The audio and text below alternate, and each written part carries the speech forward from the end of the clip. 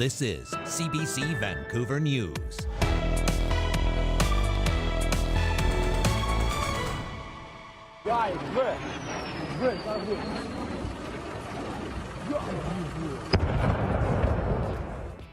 Attacks by air, land, and sea. Russian troops invading Ukraine, sending thousands scrambling for shelter, many still crowding into cars and trains trying to get out.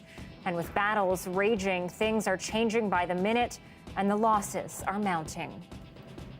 Good evening, and thanks for joining us. Tonight, 2 European nations are at war, and there appears to be no end in sight. Sasha Petrusik begins our coverage of Russia launching an assault on a country unprepared for a large-scale fight. Ukrainians were woken by Russian missile strikes on the horizon, stunned by the sight of tanks rolling in shock at an invasion that Moscow had promised the world it was not planning. It's very nervous, and I'm very scared, but I must be strong. Near the Russian border, there were direct hits on apartment buildings around the city of Kharkiv. My house is completely destroyed, says teacher Olena Kurilo. I'm just lucky to be alive. I never thought this could happen in my lifetime. Putting his country under martial law, President Vladimir Zelensky warns of a new Iron Curtain being dropped across Eastern Europe by Russia. Our national task, he says, is to make sure that curtain doesn't fall across Ukraine. We have to fight back. Zelensky says the heaviest onslaught is in the south, in Crimea. But military infrastructure has taken hits across Ukraine. Indeed, Russia's attack seems to be thorough and well planned. Its missiles targeting airports and other facilities in cities across the country. Troops streaming in from Russia and Belarus, where they've been amassing for weeks. Russia's big target today was in Chernobyl to the north, with fighting around nuclear facilities that are still leaking radiation. Meeting with business leaders in Moscow today, Russian President Vladimir Putin blamed an unspecified security threat from Ukraine for the invasion. It's a desperate measure, he says. They left us no other option. Ukraine created such security risks that we couldn't react differently. Now the options for Ukrainians are limited too. Many scramble for shelter in subway stations. This father worried for his 2-year-old. The war start. Strach za ребенка. Thousands of others stream across western borders into Poland, Romania, and Hungary, fleeing a Russian invasion that shows no sign of slowing. Sasha Petrusik, CBC News, Toronto. Here in Canada, Prime Minister Justin Trudeau bringing in new, tougher sanctions targeting members of the Russian elite and their families. But as Ashley Burke tells us, some experts believe the Canadian government needs to do more than just freeze bank accounts. Canada's government calls President Vladimir Putin's invasion of Ukraine a barbaric attack and the greatest threat to European stability since World War II. Today, he cements his place in the ranks of the reviled European dictators who caused such carnage in the 20th century.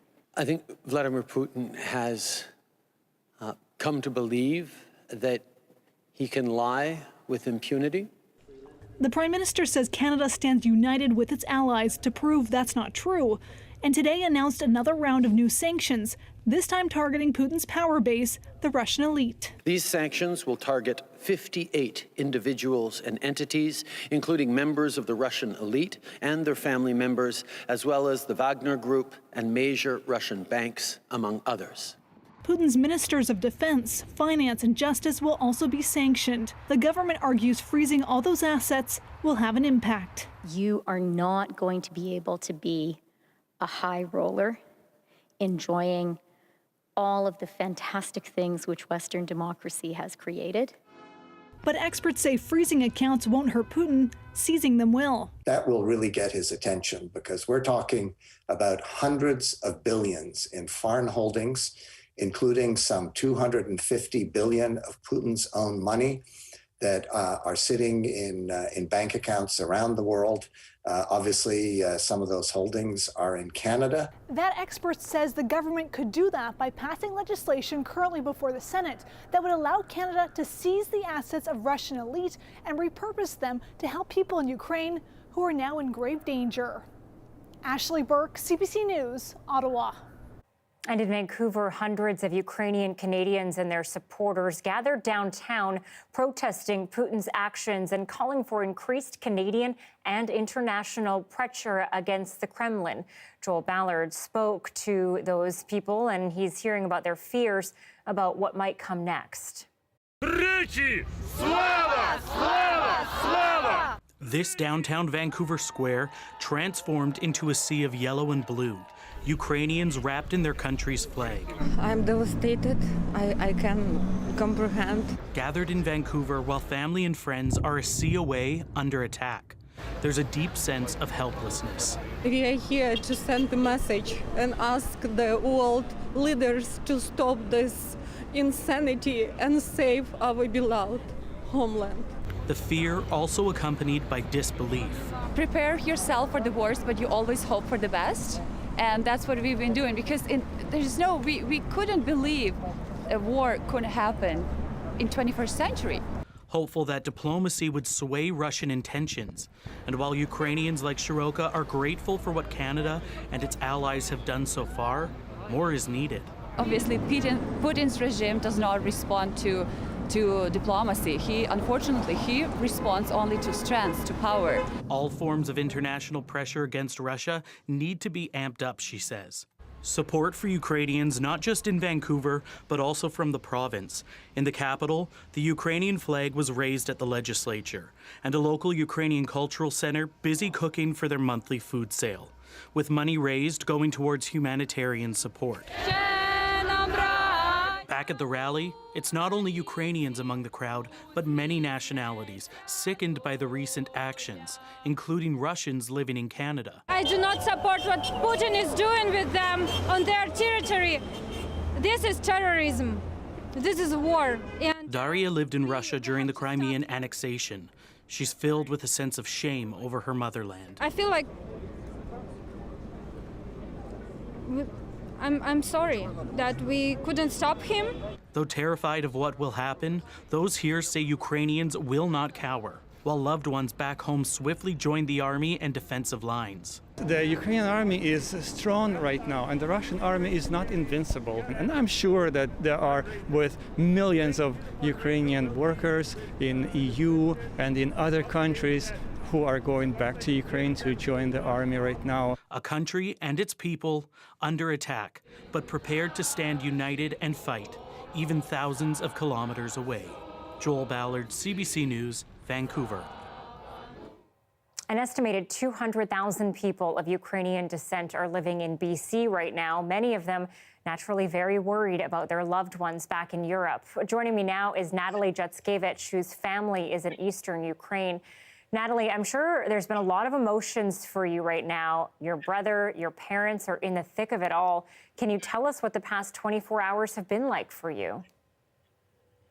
Thank you for asking, Anita. Indeed, past 24 hours were very stressful for me and for people like me all over Canada who still have relatives in Ukraine. I felt pain for what's going on there and for being here and not being able to help much. I felt frustration. I was scared. I was angry, and all that mix of emotions was going through me whole day today. We hardly slept today. We hardly ate today. We were glued to our phones, trying to reach to our loved ones and figure out if they are safe. And in the moments where we're not talking to our loved ones, we were checking the news and following what's going on back home. It is indeed very stressful time, and it is indeed very dark time for Ukraine. So you were able to get in touch with your family then. What did they tell you? How were they feeling? First of all, it was quite difficult to get in touch with them because the internet was down in many areas and phone lines were overloaded. So it was quite difficult to get. It took me 4 hours to get to my parents in Kharkiv, and as I shared before, they live 40 kilometers away from the Russian border. My mom woke up to the sounds of explosions last night, 5 a.m. Ukrainian time, and she could not fall asleep since then. She called her friends who live on the city outskirts, and they reported that there are Russian tanks on the highways around the city, and Ukrainian military is trying to fight them off. So people who live on the outskirts of the city, they had to go to the bomb shelters because it wasn't safe to stay at home.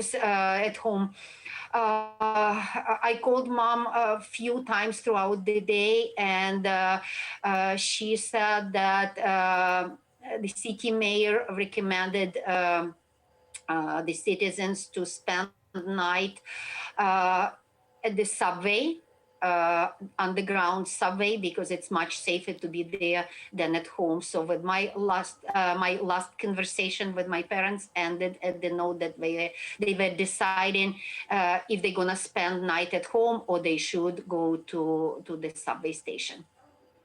Wow, scary stuff, absolutely. Is there anything that Canadians or Canada as a whole can do to be more helpful to the people of Ukraine? First of all, Canadian support means a lot for us. Canadian government support and ordinary people on the street, it means a lot for us because we feel that we are not alone in this struggle. We also ask Canadian government to continue pressing for crashing sanctions on Putin and his regime. Crashing sanctions that would affect Russian economy, would affect Russian banks, and will make it close to impossible to finance this war. Natalie Jetskevich is a British Colombian whose family is in eastern Ukraine. Natalie, thank you, and we'll be thinking about you and your family. Thank you, Anita. And we'll have much more on the conflict in Ukraine and hear from our reporters on the ground in both Kiev and in the border zones of Russia coming up.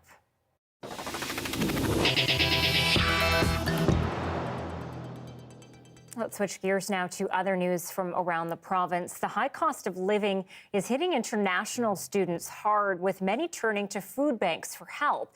But as Kiran Singh tells us, finding their next meal is not the only thing they have to worry about. From all over India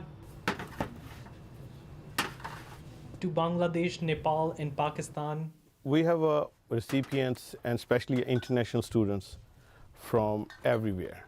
When Neeraj Walia opened the Guru Nanak Food Bank in Surrey, he hoped he'd be able to help a handful of international students. But in just 1 year, his client list has grown to more than 1,500. They are really in a financial stress. They need somebody to help them. By providing $100 or $50 grocery, it's a big help for them. They are only allowed to work for 20 hours, right? And 20 hours, then they have a lot of problems. They need to pay the rent. The rents are increasing as the house pricing increasing. And they pay anywhere from $8,000 to $12,000 per semester.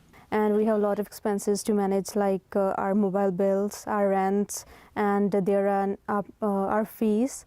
Even when we came from India, we just paid 1 year fee, but our study is more than 2 years, so we need to manage all the things. Research from Ryerson University finds food is at the bottom of the priority list for many international students. So far down that some sometimes forget to eat altogether. When we ask them to describe what do you eat all day, and upon talking to us, they realize that they have not eaten anything. Ghosh says colleges need to stop treating international students as clients and start thinking of them as future Canadians. Maybe there could be some programs that are particularly sort of, focused toward international students coming from these countries that are non-European countries. And probably across the board, we can have subsidized cafeterias. Walia says the issue of food insecurity among international students is only going up. They have opened a second location in Abbotsford already, and they're planning on opening a third one in Kelowna soon. Kiran Singh, CBC News, Surrey. Some British Colombians living with disabilities are disappointed with the provincial budget. They were hoping for an increase in their monthly allowances, but that did not happen. And as Isabel Regam reports, many feel squeezed by the rising costs of living and the fallout from the pandemic. It's a constant stress that I live under, living in poverty. Heather McCain is among British Columbians who rely on disability assistance every month.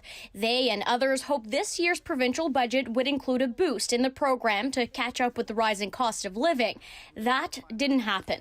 The current rate of about $13.50 a month for a single person remains. The group Disability Without Poverty says that's not nearly enough. Living with a disability brings along many additional costs. It is expensive to be disabled. And so even when we think about rent in British Columbia, just over $1,300, where is that going to get you a place to live? McCain says despite working part-time, the cost of just about everything and the challenges of the pandemic have made a bad situation worse. Especially during COVID, where a lot of the services and supports have been compromised and people with disabilities are having to pay to get the supports brought to their homes. Really, though, disappointed to see that adults with disabilities were, for the most part, absent in this year's budget. So it is very much a status quo budget for people with disabilities that are above the age of 19. While provincial officials did not address specific questions about possible increases, they say disability assistance rates were permanently increased last spring by $175 per month for a total increase of $325 per month since 2017. But even with that boost, McCain notes the monthly disability rate is still far lower than the $2,000 provided through CERB. What happens is they'll give us $50 or $100 10 years after we haven't had any increases, and that barely catches up to the first 5 years, let alone the entire, sum of years that have passed by. Without an increase soon, advocates say people with disabilities will be struggling even more. Isabel Regam, CBC News, Vancouver. The BC government is now outlining how $2.1 billion in funding will deal with climate emergencies and prepare for the future. We need to expand our ability to plan for the future to address the potential impacts of climate change. It's not enough to react. We need to be able to predict, we need to be able to prepare, and we need to be able to invest. $1.5 billion over 3 years will go toward recovery after climate disasters. Another $83 million will fund climate change preparedness. That includes new monitoring equipment to better predict climate events like the deadly heat dome that led to the deaths of close to 600 people. The province is developing an extreme heat response framework and is expanding its floodplain mapping program. Well, it was one crash after another on icy Highway 1 this morning. A driver losing control of his car, hitting another person standing on the side of the road after they got into a crash. This was the scene on Highway 1 in Abbotsford near Mount Lima. Collisions causing long delays. The driver was hit just before 7, uninjured in their initial crash, but taken to hospital, badly hurt after being hit by the skidding car. Anyone with dashcam footage or information regarding the crash is asked to contact BC Highway Patrol. Bad in the valley indeed. Lots of stories, Joe, of super icy roads there. For me, it was obviously very dangerous for a lot of people, but it was also very beautiful last night watching the snow fall into my yard. I agree with you, Anita. Yeah, if you didn't have to try and get out and about in it, there was something magical about seeing what could be one of our last gifts of snow this season. We're getting to the end of it. Not out of the question that we'll see a dusting or two in the next few weeks, but we're getting to that point where that could be the last one. It really was just traced to one centimeter across Metro Vancouver. And we do have blue skies in the forecast, no more snow, but more cold temperatures. Take a look at where we're standing right now. Current temperatures not quite as cold as where we were last night this time. 2 at YVR. This time yesterday we were down around a 0. Tonight will be a couple of degrees warmer. As I take you through the overnight, we got down with wind chills around -12 for Metro Vancouver. And I think temperatures will take us down around -3, -10 wind chills tomorrow morning. And remember that our lowest temperatures actually happen around 7 a.m. That's when all of the heat we've gathered during the day is officially radiated away. So look for that coldest time around 7, 8 a.m. Just want to take you through a quick look at the warm-up that is coming for this weekend. Friday, you can see the greens. That's the seasonal temperatures return. Afternoon highs hitting the high single digits by the time we hit Sunday, and that warmth will continue through next week. But Anita, we have to trade the blue skies. So I'll talk more about the incoming rain coming up. All right, I'm looking forward to that, I think. Thanks, Joe. Yes, you're welcome. At 6:20, a live look at the city of Zaporozhye in southeastern Ukraine, a crucial city lying close to the disputed region of Donetsk and Luhansk. The streets there quiet for now. Coming up, more from our reporters on the ground.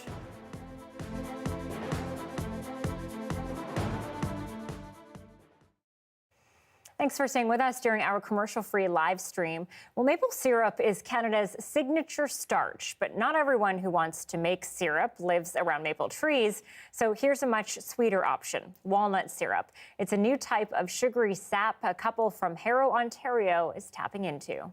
And it's not finished yet, but you can see the colors. Well, we decided we needed to try making walnut syrup because we only had 15 maple trees out in our woods, and our first year we did 17 taps and then decided, all right, this is great to offer this syrup for our guests because everything we do here is based on local. That's really important to the two of us. And so I did some research to find out what other trees can make syrup. And since we have walnut trees, we thought walnut syrup makes sense. We are the Walnut Grove. And sure enough, you can make syrup. The issue is maple syrup, you take 40 liters of sap, you filter it, you end up, after you boil it, to get 1 liter of syrup. With walnut, it's more than double. It's 90 liters of sap to get 1 liter of syrup. So it's initially, essentially gold. People think the walnut syrup might be nutty. It's just a little richer and a little sweeter. It's very nice, and it's just missing that maple flavor. So right now we have 25 taps on maple trees, and we've got about 80 taps on walnut trees. And because we really liked the syrup last year, and we did 50 taps last year total, I was saying to Bob, we have to put a bucket on every walnut tree that's big enough to wear a bucket. We don't know anybody else who's as crazy as we are to attempt to make syrup from walnut trees. I'm realizing, and I had phone calls today, people are really keen on learning about this walnut syrup, and because it's different. And it suits what we do here because we are the Walnut Grove, and everything that we have on our property, we're trying to be as local as possible. And you can't get more local than the trees in your backyard.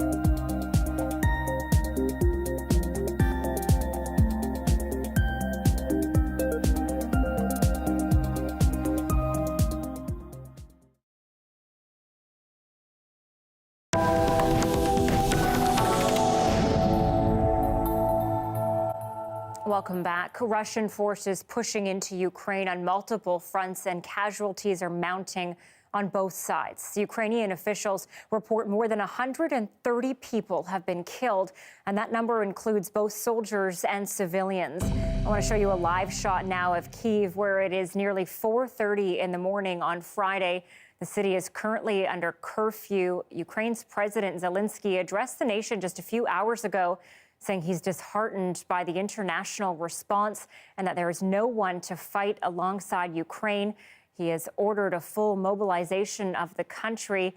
He also says Russia wishes to destroy him and has made him the #1 target. And in Russia, Vladimir Putin is reassuring citizens that attacking a neighboring country was a good move. As Briar Stewart explains, he is doing so by shaping Russian media coverage of the attack. Thousands of people took to the streets across Russia today to protest the invasion of Ukraine. Now, thousands might not seem like a lot in a country of this size, but when you consider that protesters are frequently arrested here, it is quite significant. And today alone, more than 1,700 people were arrested for demonstrating. Well, somewhere on the streets, President Vladimir Putin was meeting with business leaders and trying to continue to sell his justification for invading Ukraine. He's talked about the need to neutralize it and to demilitarize it. And he was also trying to convince business leaders that Russia won't be shut out from the global economy because of the mounting sanctions that are being levied by so many different countries. When President Putin announced that there was going to be an attack on Ukraine, he really said it was just an operation in the Donbass, so in the areas of Donetsk and Luhansk, where Russia was already helping separatist fighters there. And I mean, that was very deliberate. He didn't mention that the country was going to be launching missile strikes against Ukraine because there is less support for that here. And on Russian state media, they're not talking a lot about the wider attack. They're mostly focusing on Donetsk and Luhansk. And when it comes to state media here, there's a lot of control over the message that's getting out there. And in fact, the communications watchdog today put out a rule that media here in Russia had to only use official Russian sources. If they used Ukrainian sources or sources of information from the US or other countries in Europe, they could be fined the equivalent of $60,000. I mean, that's a very, very steep fine, but it's the threat and pressure to really ensure that people here are told the story in a certain way. Briar Stewart, CBC News, Rostov-on-Don. And governments around the world have condemned Russia for attacking Ukraine and are promising to hold Moscow accountable for its actions. Philip Leishanook now with the international reaction. Soldiers, residents, and journalists run as cities in eastern Ukraine come under heavy fire. People who live in the region and other cities in the northeast targeted by Russian forces take shelter. While in European capitals, people protest against Russia and its president, Vladimir Putin, showing support for the people of Ukraine and comparing Putin to Adolf Hitler and Joseph Stalin. British Prime Minister Boris Johnson says G7 leaders stand united and that Putin has put himself on the wrong side of history. Putin will stand condemned in the eyes of the world and of history. He will never be able to cleanse the blood of Ukraine from his hands. Johnson says Western allies will use any diplomatic, economic, and even military means necessary, while Putin threatened the G7 with consequences you have never faced in your history. Putin is the aggressor. Putin chose this war, and now he and his country will bear the consequences. Today, U.S. President Joe Biden announced $1 trillion worth of sanctions to isolate Russia from the world economy. We will limit Russia's ability to do business in dollars, euros, pounds, and yen. Biden pledged that U.S. forces will not directly engage Russian forces on Ukrainian soil, but they will defend NATO allies in the region from attack. Meanwhile, former U.S. President Donald Trump hailed Putin's strategy as genius, one that the U.S. should use with Mexico. So Putin is now saying it's independent, a large section of Ukraine. I said, how smart is that? And he's going to go in and be a peacekeeper. That's the strongest peace force. We could use that on our southern border. suggesting it's okay for one country to invade a neighboring democratically elected country for security reasons in order to preserve what it sees as peace. Philippe Shannock, CBC News, Toronto. In Ottawa, there was an international show of support for Ukraine. We stay united and we definitely will win. No doubt about that. The free world will win tyranny. Ambassadors and the heads of G7 diplomatic missions gathered at the Ukrainian embassy in downtown Ottawa this afternoon. They posed for a group photo with the Ukrainian ambassador in a show of solidarity for Ukrainian sovereignty and the people of Ukraine.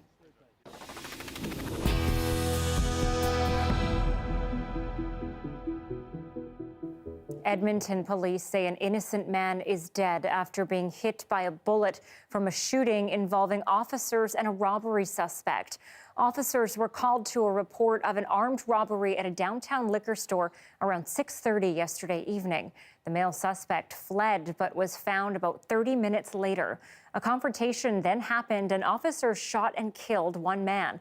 Edmonton Police Chief Dale McPhee says somehow a bullet ended up hitting another man in a nearby apartment building. He was rushed to hospital where he later died. It's difficult for all. It's tragic, and especially in something like this where somebody, an innocent person not involved in this has lost a life. And, that's not anything anybody's ever signed up for. And, those are things that obviously we're going to be looking for the answers on what happened and how it happened. But it's a difficult day. McPhee says it's not clear if the suspect fired at the officers, but a weapon was recovered at the scene. The officers involved have been removed from duty while the Alberta Serious Incident Response Team investigates. The power of propaganda as Russia attacks Ukraine. It's a battle to win over the minds of its own citizens, why a lie told over and over can feel like a truth. That's next.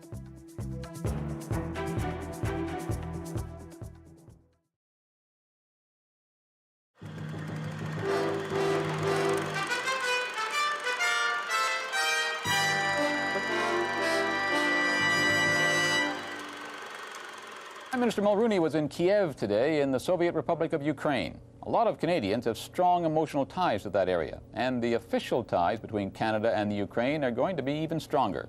Mulroney announced that Ottawa will be opening a new consulate in Kiev. Our chief political correspondent David Halton is covering the Prime Minister's trip to the Soviet Union. There was never any doubt that the Prime Minister had to visit the Ukraine on his Soviet tour, if only to please the million Canadians of Ukrainian origin. In Stalin's time, Mulroney would never have been allowed to do what he did today, make a pilgrimage to the monument of Taras Shevchenko, the 19th century poet and legendary symbol of Ukrainian nationalism. Taras Shevchenko is symbolic not only of the Ukraine, but of the struggle of men and women everywhere for dignity and freedom. But the limits to freedom, even in Gorbachev's vastly more tolerant Soviet Union, were evident today. Militia and KGB security officers prevented hundreds of Ukrainians from joining the ceremony. Some carried the flag of the Ukraine when it was an independent republic. National symbols must remain national symbols and not those that were given to us by Stalinists. There were complaints of police harassment. I am very sorry that we Ukrainians in Ukraine are prevented from coming and greeting a delegation of Canada. But one outspoken nationalist was allowed at the ceremony. Ivan Drach, leader of RUK, a movement demanding more independence for the Ukraine, was happy to meet Mulroney. As he left, the Prime Minister decided to cross the security cordon to greet the demonstrators and got a warm welcome for doing so. But if Ukrainian nationalists were expecting Mulroney to express open support for their goals, they didn't get it. Asked at a news conference whether he backs the nationalist cause here, Mulroney dodged the question with some very vague words. I've already expressed my view on the national programs that have been introduced, and I've discussed the translation of those national programs on a state level. Earlier, Mulrooney did speak out on one human rights issue, urging local communist leaders to legalize the underground Ukrainian Catholic Church. That was hardly likely to offend Gorbachev's people, who are already preparing to do just that. Mulrooney's gesture today in greeting Ukrainian nationalists was noted, but much more important to Soviet authorities was the care he took not to be seen meddling in Soviet internal affairs. On this visit, Mulrooney is playing the role of a super cautious diplomat. David Halton, CBC News, Kiev.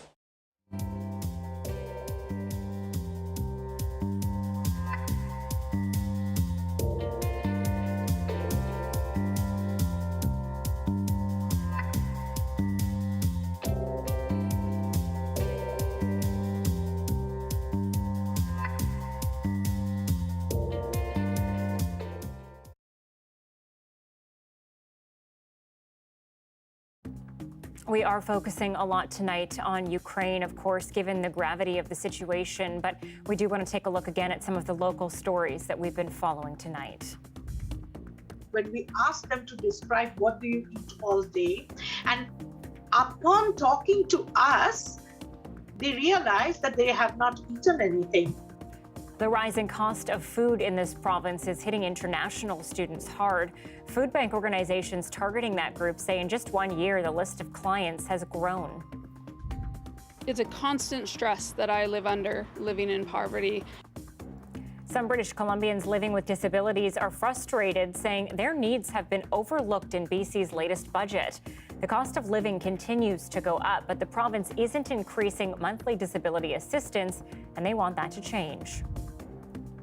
Well, snow and icy roads made for a morning commute that was pretty tricky for some, especially in the Fraser Valley. One person is in hospital after getting into an accident on Highway 1. The person got out of the vehicle and while waiting on the side of the road, got hit by another car that slipped.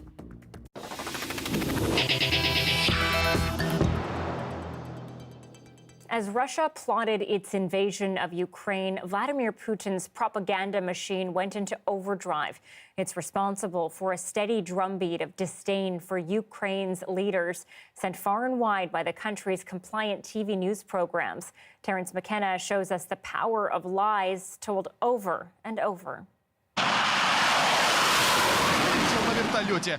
Vladimir Putin has closed down almost all the independent TV outlets in Russia, stifling any dissenting voices. Instead, Russians can watch a niche channel called Star TV that is owned and operated by the Russian military,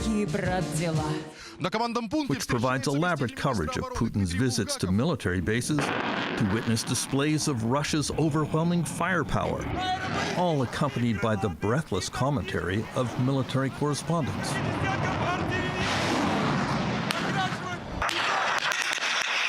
All this is designed to show that Putin has rebuilt the military back to superpower status, that the Russian state can impose its will as required. At the same time, Putin started laying the groundwork for his present Ukraine offensive with a softer approach to propaganda. It began last July with an astonishing 5,000-word personal essay in Russian newspapers that reviewed 1,000 years of Russian history, from the time of Saint Vladimir, founder of the Russian Orthodox Church.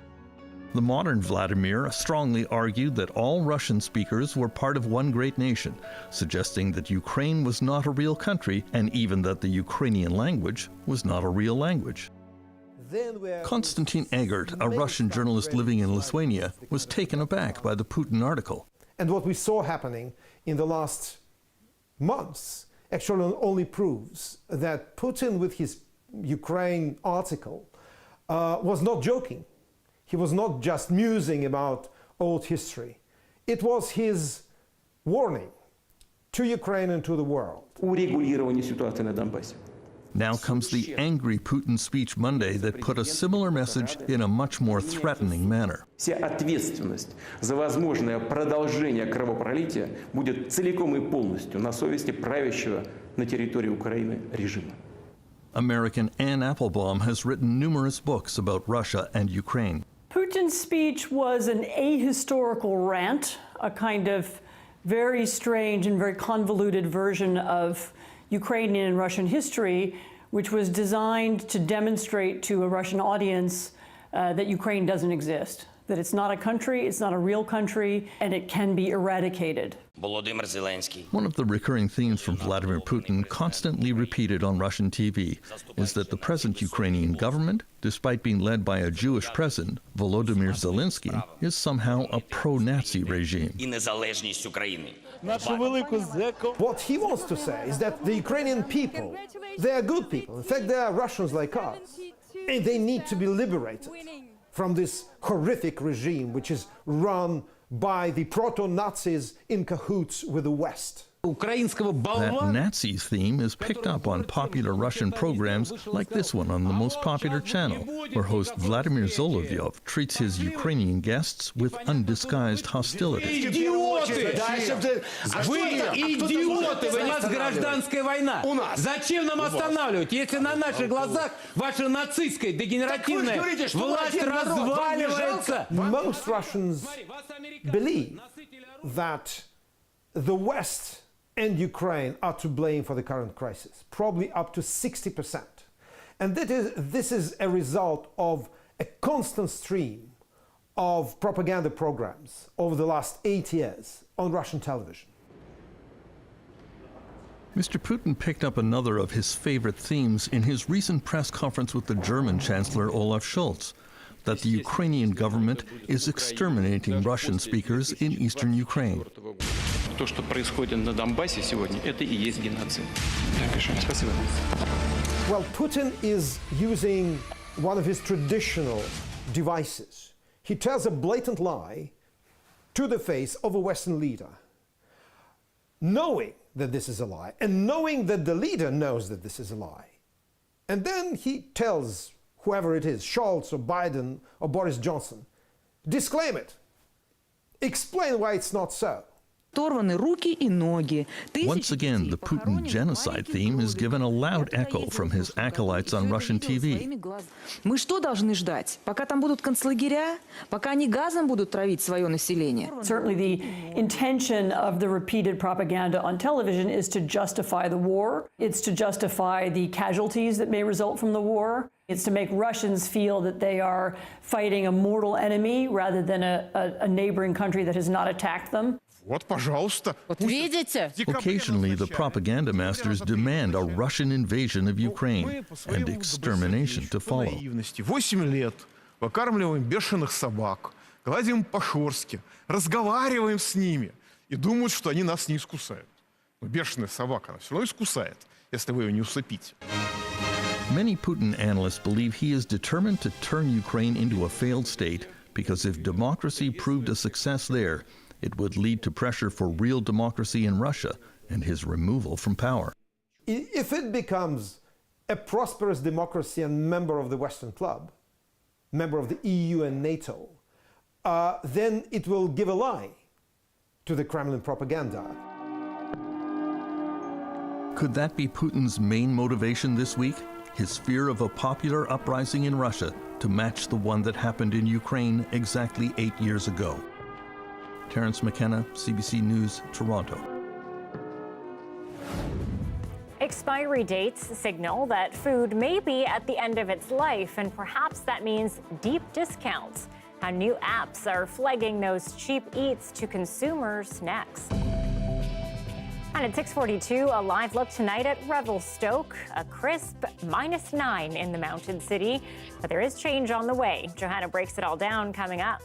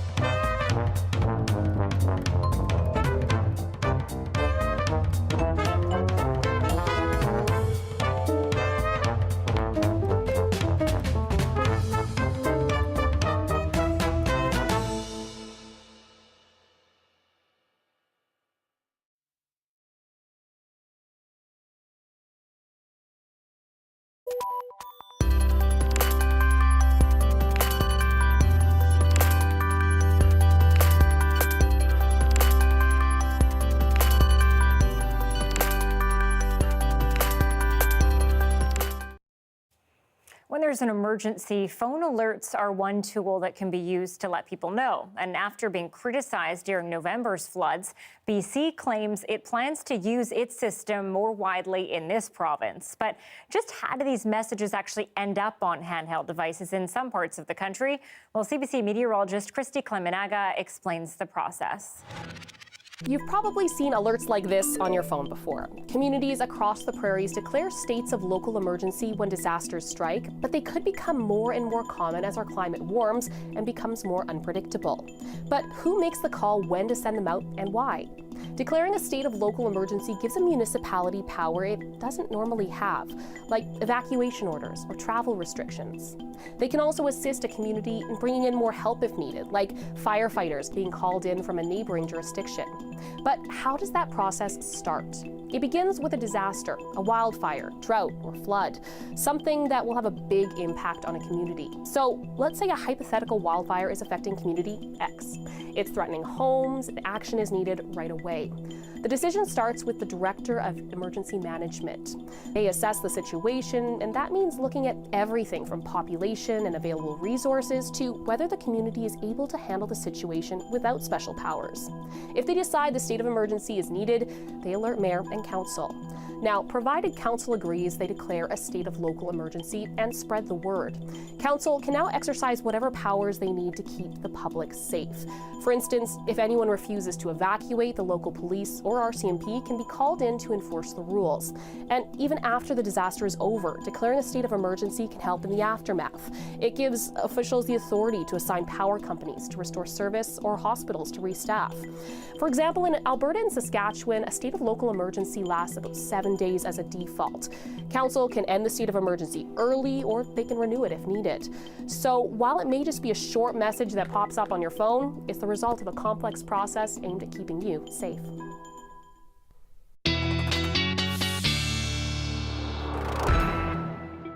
Let's check in once again with meteorologist Johanna Wagstaff. And Joe, I know it's been chilly for a few days, but some changes on the horizon, isn't it?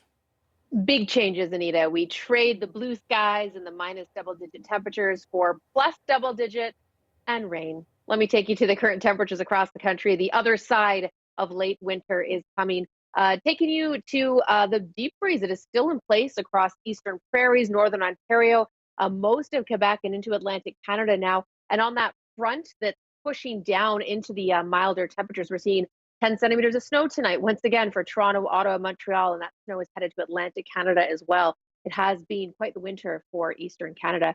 We have a special weather statement still in place. It's been in place since Sunday for those wind chills to get down to the -5, -10 range tomorrow morning. I imagine tomorrow we'll see the special weather statements drop for the first time, but really issued for those people, those vulnerable people staying in shelters or out on the streets, dangerously cold for one more night.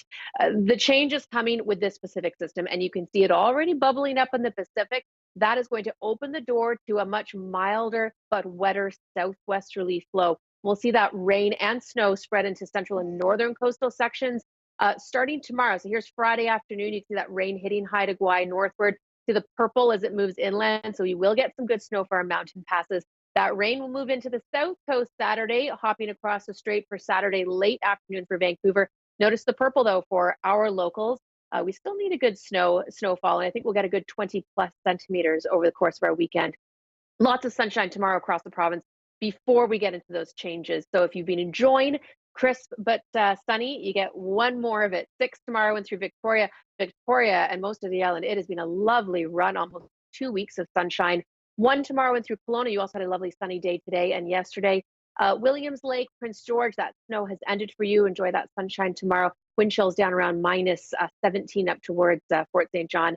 And seeing the sunshine in through Prince Rupert before that rain moves in the afternoon. So look for wind chills tomorrow around -10 here in Metro Vancouver. Lots of blue skies. Friday night into Saturday, it looks like temperatures will be much milder. I mean, -1 is still below our seasonal, but it's not -5. There won't be as much of a wind chill, and temperatures warm up quite quickly through Saturday. Saturday will feel very seasonal. Showers holding off until the back end of the day. Sunday is a bit of a washout. Looks like that will transfer into the Monday forecast as well. But Anita, we'll find the sunny break. We've got double-digit highs, and we'll just take it day by day. we often can find the sunny break late February, early March. Yeah, your icons are a bit scary, though. Not going to lie. It's a lot of rain. Overwhelmingly so. Agreed. Thanks, Jill. You're welcome.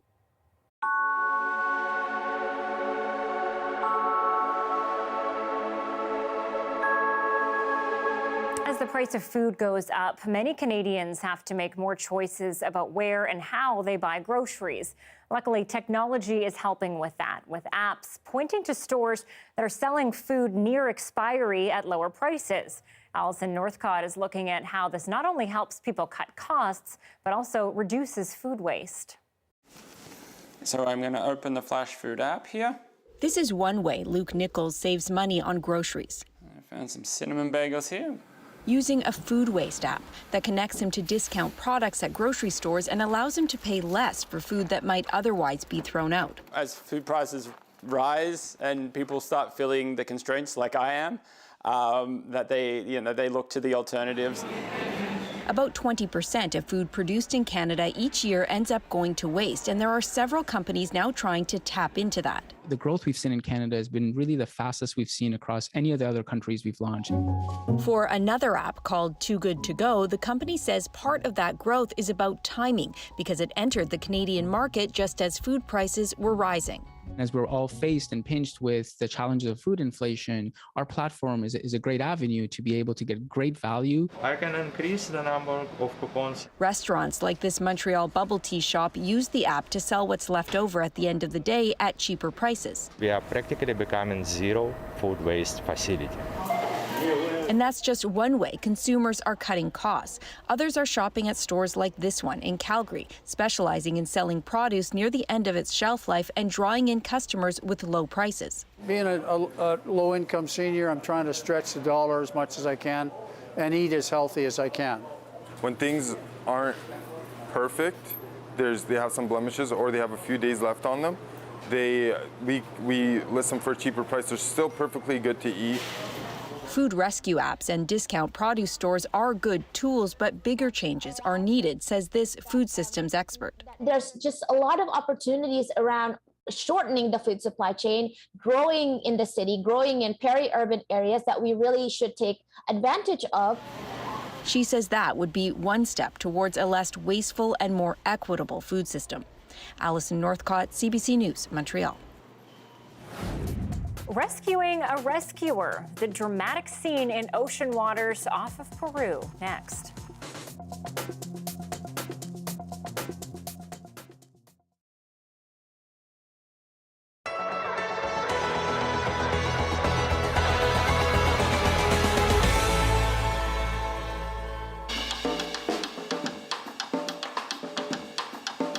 Make contemporary art that can cut through the noise and find extremely talented people. That's always been our kind of manifesto. It's really good to see these the range of ideas that have come out of the program so far, and that just naturally happens when you reach out to a more diverse background.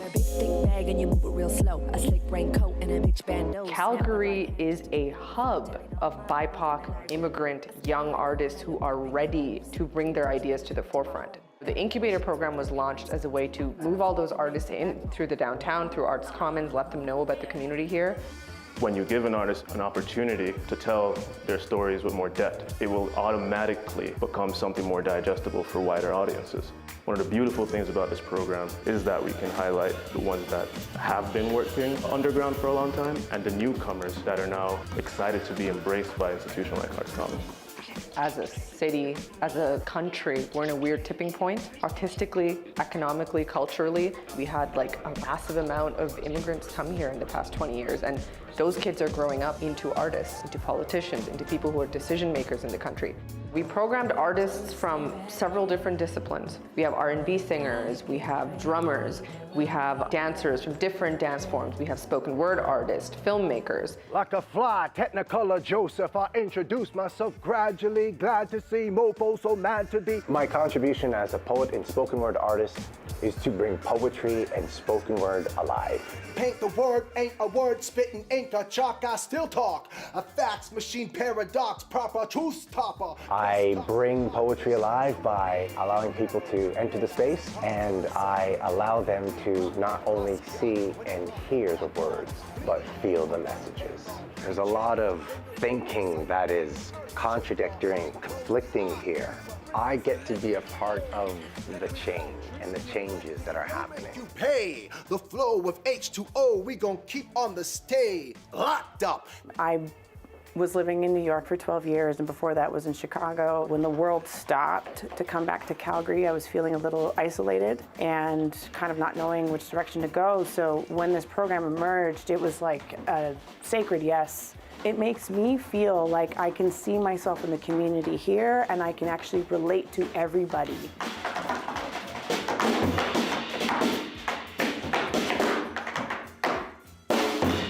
We always look at this city as a very surreal place. We're in the prairies, we're surrounded by mountains, we're in an oil and gas town that sometimes is not an oil and gas town. But we always say, I think your next favorite artist actually is here. You just have to look. They ain't gonna die for the supply be stocked up. So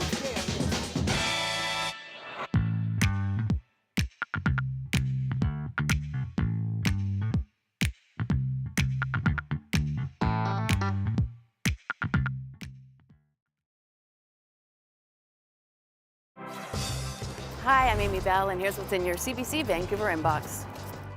Join CBC British Columbia's Michelle Elliott at 2 upcoming events. Celebrate International Women's Day and get inspired at the virtual West Coast Leafs Equality Breakfast for dinner on March 8th. Get your tickets at westcoastleaf.org. And on March 10th, join women entrepreneurs for insightful conversations at the Surrey Board of Trade's Entrepreneur Showcase. Learn more at businessinsurrey.com.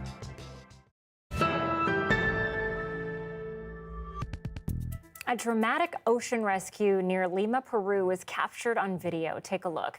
A paraglider carrying 2 people crashed into the sea off the coast of the capital yesterday.